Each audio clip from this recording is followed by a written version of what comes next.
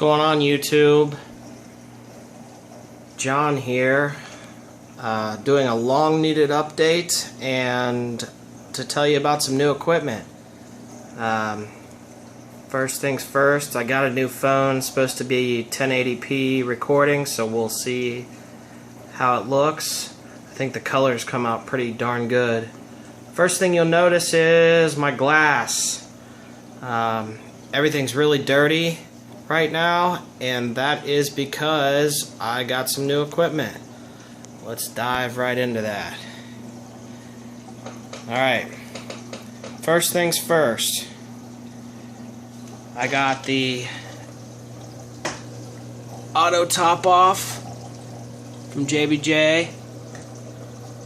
It's awesome. I love it. I keep the bucket right there with a little pump inside, and it keeps it perfect. Only got to fill it up about every week or two. Second off, just finished installing a bulk resupply biopellet reactor. Now back up to here. The reason why I'm keeping it dirty, I'm boosting up the nutrients in here, and I want to see after a couple weeks what this biopellets, if we can decrease phosphates and nitrates, which is what it's supposed to do. It takes a couple weeks to do, but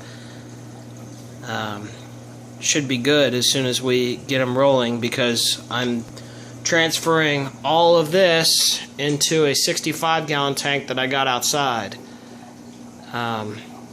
Next thing you'll notice, temperature's hot.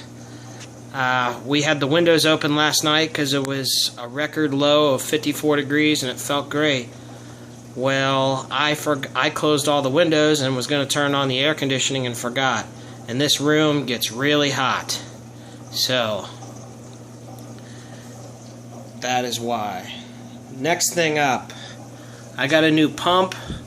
I run my returns off two pumps, a 240 gallon and I got a new 620 gallon because my new tank is drilled for one single return, so I'm going to get some bigger lines and use the 640. But I ran to that return, I ran the 640 because I had very, very little flow and took out my little Corellia Nano. Next thing is the Jabo WP25 or Jabo WP25. This thing is awesome. If you can kind of see, I got just a small wave going in the tank. It kind of changes things up a little bit, and I lost my little bird's nest right there. It was a big, huge colony, and I lost a bunch of pieces of it because I had the returns blowing right on it and never had any variable flow. So that's what's going on there. All the other SPSs are doing alright. Next piece of equipment, if you notice, I still have my old lights on there, but that is going to change very soon because I got two full spectrum LEDs. They have the couple different types of blue in it, infrared, red, green, and white. Fully dimmable, 120 watts a piece. My plan is to build a mounting rail on the back there and mount them up and over the tank. I was going to go with halide, but I decided to spend the money and get two lights because I have a center brace on my new tank, and the center brace would cause an issue with the halide being right in the middle. So that's all the new equipment, I think. I'm getting great growth out of all my corals. Blastos have 4 new pieces. It's about time to go to bed here, so everything's starting to close up. I kind of just turned the lights back on. The frog spawn is doing awesome. I got 2 new heads out of it. The hammer coral, I got 2 huge new heads out of it. As you see, I moved my anemone from the sump back up into here because I love anemones. He's sticking right there. It's great. I'm about to start giving away all these Kenya trees because there's so many of them and they're growing like crazy. And I really don't like them. I think they're kind of ugly and boring. But I fragged off that piece of bird's nest that was dying. Got that piece, this small piece right here, and a small piece right there. We'll see how that does. And what else we got going on? Yeah, the tank is in bad shape right now. Hair algae, some bubble algae. The coralline's out of control. And I don't know if you can see this, but see all the black in the sand bed? That's all sulfur. I knew this deep sand bed was going to be a gamble, and I've lost that gamble.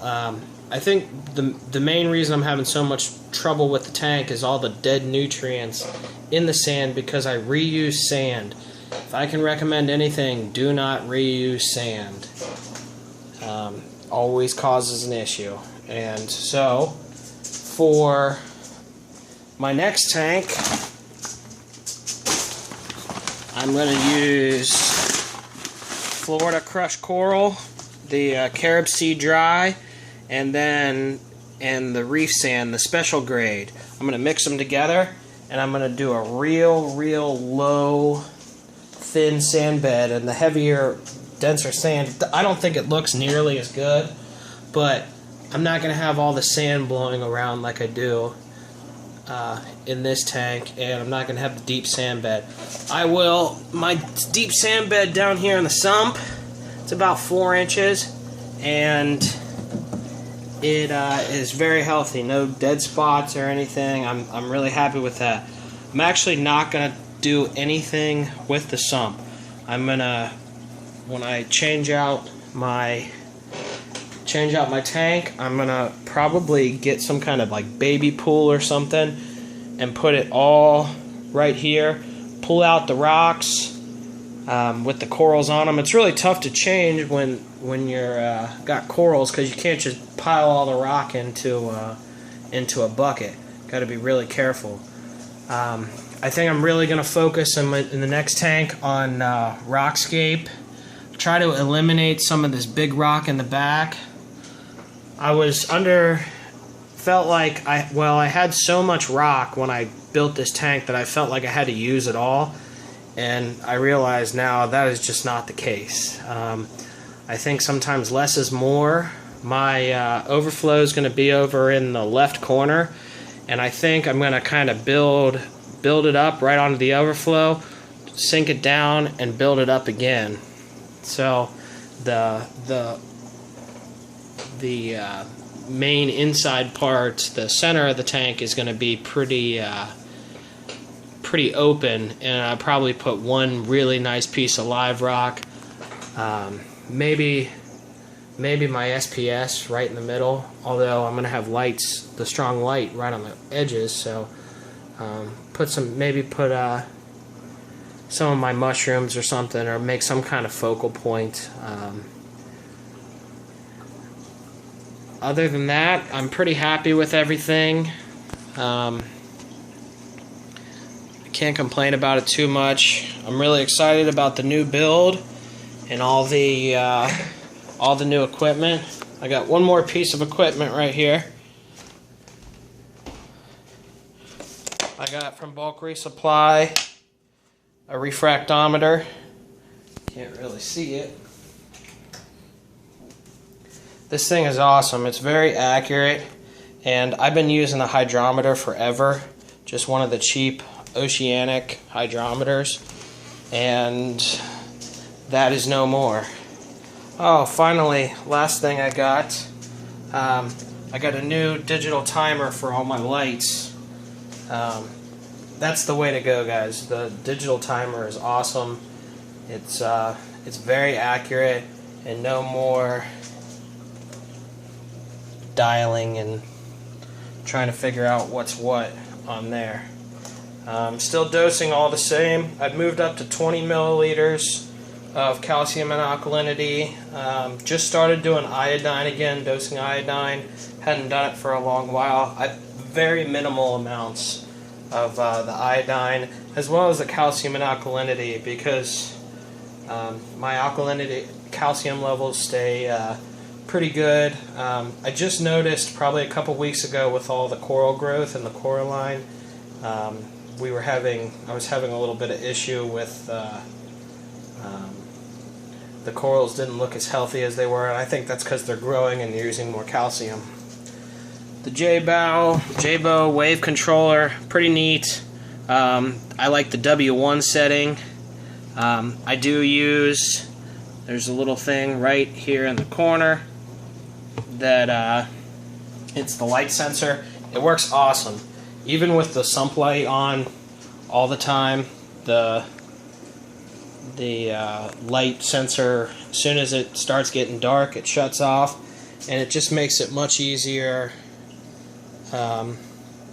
It reduces the pump and makes it a little easier for the fish to take it easy. So I will update you as soon as I'm ready to start building and when my lights come in. And thanks for watching. Tell me what you think about the new camera. It's the Samsung Galaxy S4 camera, and I know it's a little shaky. I'm sorry. Never was very good at that. But thank you for watching. Rate, comment, subscribe.